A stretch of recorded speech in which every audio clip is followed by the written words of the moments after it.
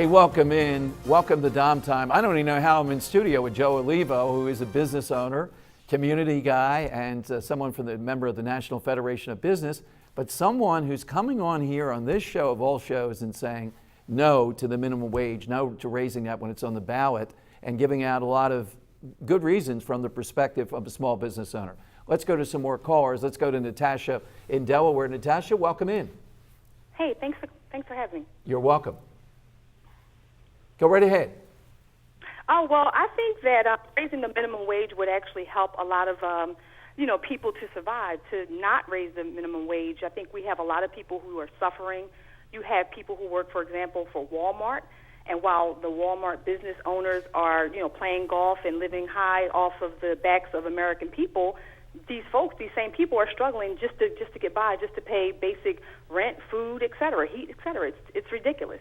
Joe? That's just my personal opinion. And I think that's one of the misconceptions, is that how much different the interests of small businesses are from large business. And that's small businesses as a general are struggling right now, still trying to maintain their expenses. And by mandating another government increase in expenses isn't going to help the person making the minimum wage. It's going to hurt them because they're going to have a more difficult time finding employment. Hey, Natasha, I would ask you, why work at Walmart then? Why don't these folks go work somewhere else then if it's so bad there? And that's a good question, but the thing is, somebody has to work at Walmart. Like I tell, folks when I go out and talk to kids all the time, is somebody's got to be on fries. We all like McDonald's fries. So somebody has to be there to prepare those fries for us. Okay, I would ask you. Everybody can't be the president. Everybody can't be a governor. I would ask you too. Do you shop at Walmart? I do, absolutely. All right. Well, I would ask you, why shop at Walmart then? I shop at Walmart because it's convenient, and also it's a huge business where you can no longer go to the corner store to get milk and eggs or even your basic. Well, but I thought you were going to say, Natasha, too, because it's much cheaper. They have great value, et cetera, and that's how they keep prices down. That's why they're the Goliath. But but I've personally, as a consumer, I've found that Walmart is maybe not always the best place to shop for the best deal. Okay. I just think that it's more convenient sometimes. But I just think that it's ridiculous that Walmart is $1 billion, maybe even more, multi-billion-dollar company or industry, and yet they pay their employees minimum wage. People can't survive off of that. All right, thank you, Natasha. Certainly they can't survive off that, Joe. We know that. So who is it that's working with you in your experience or talking with other business owners? Sometimes I have guys in your position and they make it that it's all teenagers coming in and teenagers won't be able to get a summer job. I'd say there's some of that. Mm-hmm. But who else would be working for less than $9 an hour today? That's the majority of what we've seen. It's entry-level workers or temporary workers, people that don't necessarily want a full-time position. We see a lot of that where they just need some hours. Maybe they're a second income in their household and things along those lines. And are they women? From what we've seen both. We've seen both, but mostly younger people. Not necessarily. Don't they have an teenagers. education? I don't know necessarily if they're college educated. Okay. But I do get college kids during off times when they're out of school, and they'll be applying for temporary positions in which the minimum wage will be paying for something like that. Now, we're in New Jersey. With this being, it fascinates me. This will be on the ballot with Governor Christie, et cetera. For viewers, Governor Christie has taken a position and kind of moved away from this. He vetoed part of this, the indexing part, I guess. And I think he's settled somewhere in between these two things at around 8-something. Is that seemingly where he is? Well, that's where it left off, but the legislator went ahead and passed the vote and put this on as a constitutional amendment on the ballot for all New Jersey citizens to vote on, whether it even belongs there, whether a minimum wage with a mandated annual increase should even be on the constitutional ballot. I think that should be in pretty question. amazing, that we're seeing. And what's the rationale? Well, if they were here, what would the rationale be that it rises to this level to put it up here on the Constitution of New Jersey level, the minimum wage? And I think if you would talk to Senator Sweeney, who pushed this through, he would say that let the people vote on it. That's the best way. I like that. I don't know about you. I do like voting on this. I do like to get this established. But it is a little bit, I think it would be a civil right. I think that's what he'd say. In his mind, it's at that level where guys like you are denying this, it's hard to believe. And I think the concern is obviously on the surface, it's very easy to say, let's raise everybody's wages, but the inflationary effects of doing it, and that's one of the other concerns we have as business owners.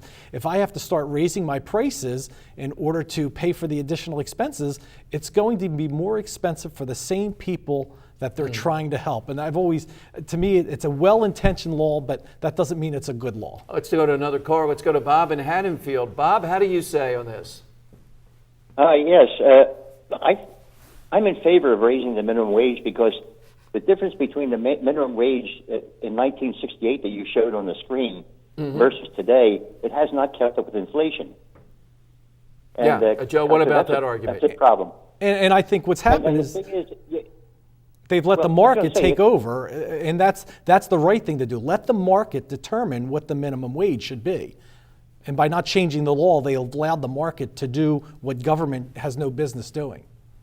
But his point is it hasn't kept up with inflation. Well, I think just because the minimum wage is a stated minimum wage, that doesn't necessarily mean that people aren't making more. There's certainly some people making the minimum wage, but I think market forces have come into effect that has pushed a lot of people out of the minimum wage. If they mandatorily increase it, I think you'll have more people centered on that fixed wage. Bob, any other comment? All right, 866-472-8868. You can get in with Joe Olivo here on Dom Time. Joe, tell us then what your group will be doing and the kinds of things you'll be doing as we move. November seems a little ways off, but this is going to be a very intense, and I think the nation's going to be watching this. I don't know too many other states that have put this up on the ballot in a big election cycle with the governor's race. Right, certainly with the governor's race, it adds a key component, whether Governor Christie is going to comment on it, support it. I'm sure he's going to be forced on the campaign trail to say whether he's for the amendment, if he's against it, whether he'll offer an opinion, I think is key. As a part of the business community, our hope is to really educate people, to let them know that what on the surface seems like a no-brainer vote, and it seems like it would really help, you're really going to be putting the people as a whole in New Jersey, making it less competitive against the 49 other states. Now, when people see you, you've been prominent, you told me about being on MSNBC against a national figure, I've seen you in articles, etc. I've seen ministers out there. I'm surprised they're not there camping at your doorstep and lecturing to you if you're a man of faith. How about in your community circle and others? Do you feel a little bit of pressure or parties and all? Here's a guy going out there and saying no to the minimum wage, to raising the minimum wage. And that's where I think it's immoral to create a policy where it's going to make it more difficult for people to have jobs. So you're playing the morality card. I think played. we have the moral position. I think for the African American community alone, their youth unemployment rate is at 40%. If they think raising the minimum wage is going to help that sector, they're just not thinking it through clearly. Let's go to Ron. Ron, you're on with Joe Olivo on Dom Time. Welcome. Hello. Yes, go ahead, Ron. Yeah, I just wanted to say that as far as raising the minimum wage, I don't know the basis for it being put on a ballot. I don't know if it's going to increase revenue for our government to the point where it's going to offset some of our burdens and able to pay for programs and stuff even on a state level. But as a small business owner, I don't think I would agree with it if I were.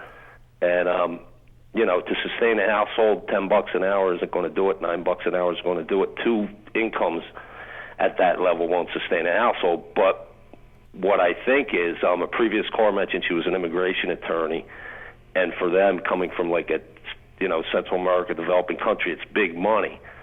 And then also, just from my personal experience, you have to wonder if they're even going to spend it here. Will they be leaving, when winter gets here because of seasonal work and things like that? But my point is, to burden a small business, I don't think it'll work. I think it should be the prerogative of the business owner to adjust wages according to performance. And I just think basically political motivated. I mean, I don't know why minimum wage was established in the first place. Obviously, to an American guy, it's just something to ensure, when I'm in high school and college and I could pay for my schooling and my tuition, that I get paid a fair wage. Thank you, Ron. Thanks very much. Do you object to the minimum wage as a philosophy?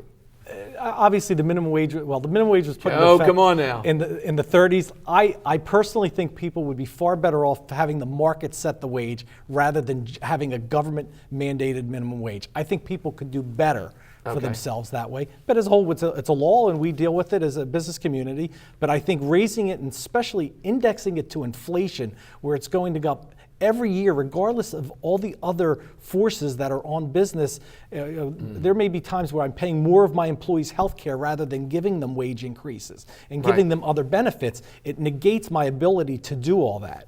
All right, Joe, well, thank you very much, and I like the hesitation even on the minimum wage. That's rare, and thanks for all the callers.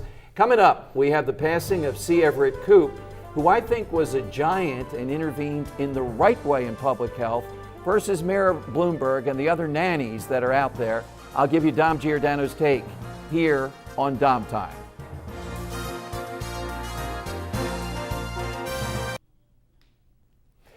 This is the part of the show where I try to take on something that's in the news, hopefully something timely, maybe something fun. Tonight, sad to report, and it happened almost immediately before the show, the passing at the age of 96 of C. Everett Koop, former Surgeon General of the United States. Now, we see Surgeon Generals today, and for my money, too many of them have been Budinskis. We have the Budinsky in New York, the nanny-in-chief Bloomberg, who's right now watching and trying to figure out how many other things can he ban. But C. Everett Koop was the Surgeon General who first gave any power to that, I can't even call it an office, it is unelected and appointed by the president, and he took on under Ronald Reagan, it's almost hard to believe, given what Koop did, the AIDS epidemic by talking about condom usage and wearing condoms. He also took on smoking, coming off the Surgeon General's warning, and moved forward with that. And Koop was a very, very unusual guy, a strange combination of some of those policies and conservative. And reading his obituary today, it moved me to hear him say, when he prayed with children and was mocked by some of his medical colleagues, he worked with kids who were very sick, pediatrics, children in the hospital. There are no atheists in foxholes, and there are no atheists when you're there with a dying child. Rest in peace, C. Everett Koop, here on Dom Time.